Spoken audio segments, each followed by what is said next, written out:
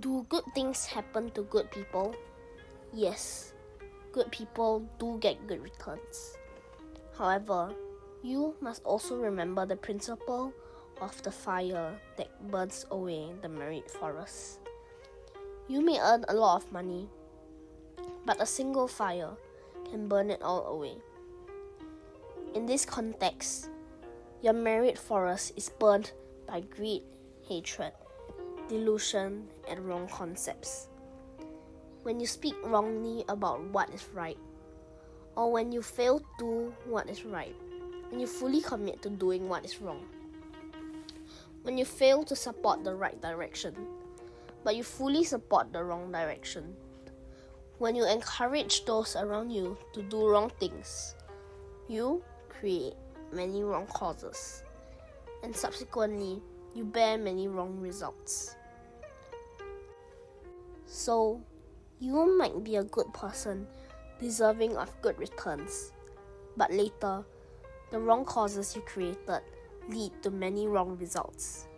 You have emotions, you have temper, and this is the fire that burns the merit forest.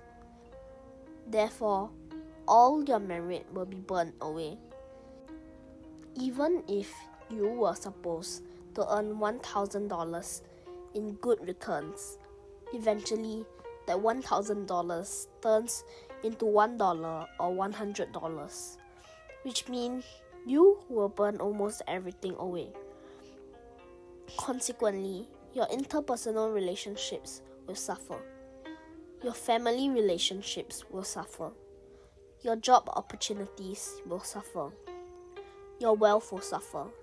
And your health will suffer. All because of the fire that burns the merit forest. Therefore, when you understand this, does a good person necessarily get good returns? You must examine your causes and conditions for true Dharma practice. Do you constantly plant the right causes? Consider your body, speech, and mind. A true practitioner, a person, regardless of your nationality or religion, your speech and actions, your thoughts, your attitude, and your conduct in life, especially when you're experiencing joy, anger, sorrow, or suffering. All of these reveal your character and morality. There is a huge difference between someone who practices and someone who does not. Do you have the spirit of continuous effort and persistence? Or do you act only when reminded and only after being reminded? Or are you enthusiastic, doing it vigorously for 2 or 3 days, and then stopping? Many people are like this. They cannot continue for the long run, and thus they fail. Some people only act when someone reminds them. If not reminded, they won't act, as if their mind has malfunctioned or disappeared. Some people see others making mistakes but remain silent. Consequently, sometimes people are slow to act, like their rear end is glued to the ground.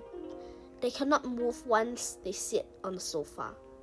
Sometimes, they see their parents having problems but do not speak up or remind them. Thus, they allow the wrong causes and unwholesome things to continuously recycle, creating unwholesome causes and unwholesome results. One cause can yield many results. It is not necessarily one cause, one result. For example, if you build a bridge and the materials are poor, you cut corners. You do not harm just one person. Everyone on the bridge will be harmed. Everyone under the bridge will be harmed. Thus, one cause can yield many results. Likewise, planting one good cause can also yield many good results. It is not just one good cause, one good result. You need to look at whether a person's wealth is being lost. A true practitioner's wealth will not be lost. Therefore, If you notice your wealth is being lost, you must self-reflect. If you are virtuous, a true practitioner, and a good person, you naturally become a better person. The education, character, and morality of a true practitioner are like a bright lamp, like a diamond, like a very expensive car. Many people want these qualities. Your family definitely wants to follow them and strongly desires them. If your family members do not want to follow you, there are two possibilities. First, your character and morality are flawed. Second, you are not noble enough, not precious enough, not bright enough. Therefore, when many practitioners are not bright enough, they demand that those around follow, but they cannot lead them. In fact, many people around them obstruct, criticize, and slander them. This is because the practitioners themselves is not capable enough, not diligent enough, not persistent enough, and still possesses of a lot of greed, hatred, and delusion. They may have acquired some Dharma and use it to criticize others who lack Dharma. Yet, they have only acquired the words and are not yet a true practitioner. You have heard the Dharma, but you haven't trained it to become a part of yourself. Yet you demand that those around you follow you. If you want others to follow, you must clearly tell those around you, I just heard this principle. I am practicing it. I am not yet perfect, but I think it is very good. Why don't you practice it with me? You must be clear. You cannot demand that the other party follow you, speaking as if you were the teacher. Nowadays, people have arrogance. They speak as if they are very professional and capable. Many people share the Buddha's teachings by turning themselves into lecturers. They become tall and mighty. You should do this. They talk down to others. Yet, they have no real substance. They have only read a few words, but they act as if they are highly professional, highly accomplished, even like an arahant or a noble person. A virtuous person distinguishes clearly between black and white, between good and evil, and between right and wrong. If a wealthy person clearly makes a mistake is still a mistake. Being wealthy does not make it right. If a highly educated person does wrong, they are still doing wrong. It is very clear. You may be highly educated, but you make a mistake. So, a mistake is a mistake. If a guide, a leader, or a religious teacher cannot even distinguish this basic distinction, it is dangerous, right? So, one cause can have many results. A good cause can have many good results. And a wrong cause can also have many wrong results. Therefore, when practicing, one must understand how to always plant the right causes. Good people do get good returns, but they must be extremely cautious of greed, hatred, and delusion. If they start, or if they lack wisdom and possess arrogance, their merit will be destroyed. Some people practice a little, become arrogant, and then feel, my fellow practitioners are not good enough. I need to be alone. Like some people who work in insurance or direct sales, it is a solo effort. When they practice, they want to be alone, thinking they are aiming to be a solitary Buddha. Solitary Buddhas suffer quite a bit. The solitary Buddha arises only when the Buddha's teaching is not present. When the Dharma is present, wouldn't it be better to have a group of conditions to support each other? Every person is an ordinary being. Why does everyone need to target each other instead of supporting each other's flaws? You have your strengths and you have your flaws. Others have their strengths and flaws. Why do you only see the flaws of others and not their strengths? Why do you only see your own strengths and assume that your strengths are powerful enough to cover up your flaws? If everyone acts this way, they will not succeed in practice. They only criticize others and do not criticize themselves, finding many excuses and reasons for themselves. This often results in being deeply wounded.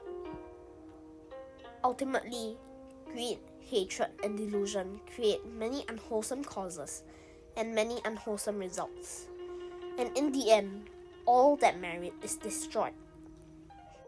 You started your practice with enthusiasm, but later, anger arises.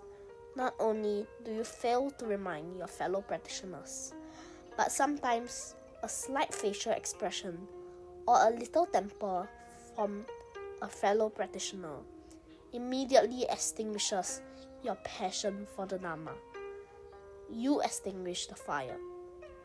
Do you think you have wisdom? Do you think this kind of person is a long-distance runner? Do you think this kind of person will succeed? Do you think this kind of person can truly practice when they say, I can practice by myself. I am going back to practice in my family. Do you think that is possible? So, practice is often not just talk.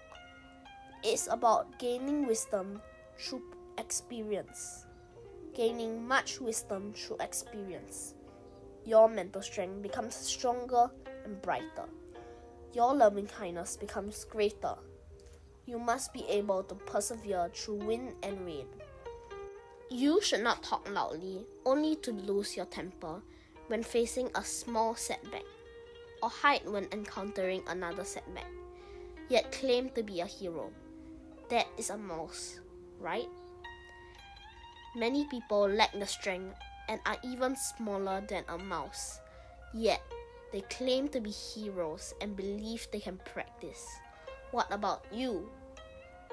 A successful person must be diligent, persistent, and constantly draw close to virtuous mentors, wholesome practitioners, and wholesome environments. We should stay near wholesome fellow practitioners, not distance ourselves from them. You must be near virtuous mentors, not breaking away from them. You must connect and sew things together, not tear them apart. Many people who have practiced for a long time keep tearing apart their wholesome connections, yet think they are making the right choice. Tearing apart unwholesome connections is correct, but tearing apart wholesome connections, do you think you are wise or foolish? If you tear apart wholesome connections, you isolate yourself. Do you think you are wise or foolish? You connect with unwholesome conditions. You connect with things that cost you money and time. I want to go exercise. I want to climb mountains. I want to travel. I want to eat. You connect with those. But you tear apart practice. No, no, no. Oh, that virtuous mentor is too strict. Stay away, stay away. You tear them apart. Yet, a bad boss who pays you but requires you to sacrifice yourself, you connect with them. You tell your son and daughter to connect with them. Thus, many times, you connect with the wrong things, planting wrong causes, and later, many wrong karmatic results may consolidate together.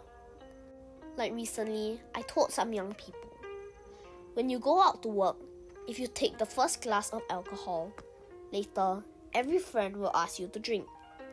But if you don't take the first glass, you don't take the second, you don't take the third, and you say you don't drink, that you are allergic to alcohol, later, many people will like you and won't offer you alcohol. If someone offers you a cigarette and you take it, everyone will offer you cigarettes. If you don't take cigarettes, People will still like your character and morality and approach you without offering cigarettes. Many people who accept bribes or are greedy want to give things to others. But when encountering a successful boss, like one who is in the shipping business, he said, "No, I have always disliked such people," he said. "Anyone who offers me something, I return it." And later, all my friends liked me, many bosses liked me, and they affirmed me. Furthermore, when they cannot bribe him, the recognition of his beautiful character and morality makes many big bosses respect them even more. But how many can withstand these temptations? I have met 2 successful people who could, but the rest of them generally live in the grey area. They say, "Oh, it is very difficult." But indeed, there are 2 who completely avoided it. Later, they became prominent figures. One had practiced Dharma. He looked very ordinary and gentle. The one who had not practiced Dharma was genuinely a very good person, very upright but very arrogant and stiff. Because he was very stiff, his wife suffered more, but her husband was considered a very good person. So, sometimes he was very successful, free of corruption, but very stiff. So, when understanding these things, practitioners and good people will get good returns.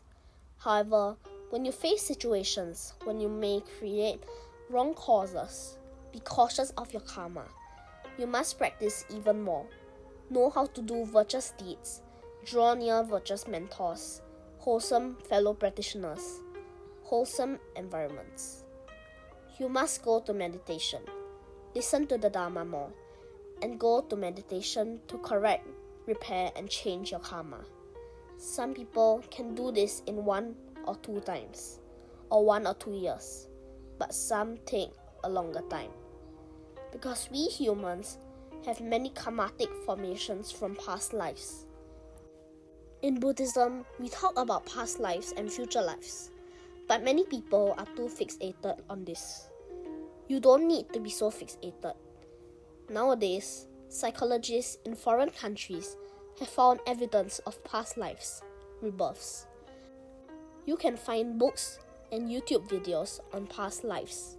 Several books have been published. True stories. Christians found this out, and the Japanese also found this out. So, go and understand. Stop digging into corners. What is more important is that we engage in true Dharma and grounded practice. I hope you can find your virtuous mentor, wholesome fellow practitioners, and a wholesome environment. You must cherish them and run consistently. Do not break down at the slightest issue. Get wounded at the slightest practice, at the slightest thing. There are quite a lot of people like this. And there will be more in the days to come. How can you help or save such people? I hope you know how to cherish every decision you make. You must know how to live well for yourself, sincerely and seriously modifying your wrong behavior. I wish you well. Good people get good returns, but you must be consistent and understand how to prepare for a rainy day. Do not fear hardship. All labor feels hard, but your heart is happy. Your heart is clear of guilt towards your conscience, your parents, and your teachers. Truly. Humans are bound to get sick and bound to die, sooner or later. For a practitioner, death is not something to fear. We should not have guilt. Our heart is clear of guilt towards itself. That heart is comfortable. The heart has energy.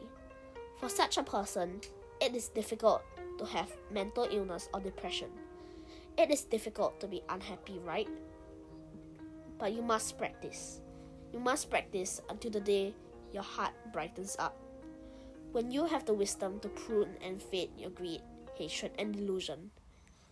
I hope you attain Nibbana soon, have merit, have wisdom, and become a wise practitioner. Sadhu, sadhu, sadhu.